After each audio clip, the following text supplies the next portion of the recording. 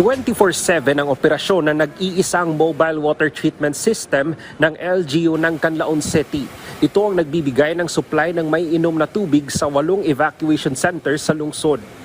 Patuloy ang pagbibigay ng DSWD ng mga food packs, hygiene at family kits sa lahat ng mga internally displaced persons. Hunyo nang nagdeklara ng state of calamity ang Canlaon City bunsod ng unang pagputok ng bulkan.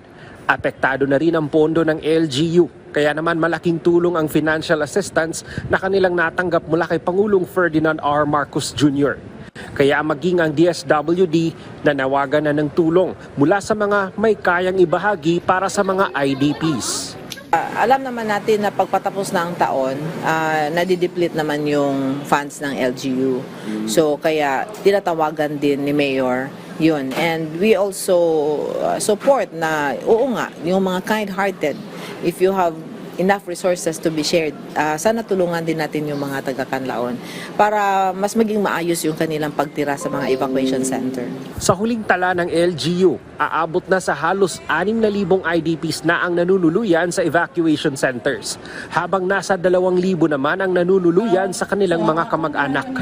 Samantala, ipinasilip ng Bagos City Disaster Team ang kanilang warehouse kung saan nakapwesto ang kanilang kagamitan gaya ng pagkain, may inom na tubig, mga portable beds, portalets at maging mga hygiene kits mula sa DSWD. Nililinis na din ang mga tents na siyang gagamitin kung sakasakaling lumala ang sitwasyon ng bulkan.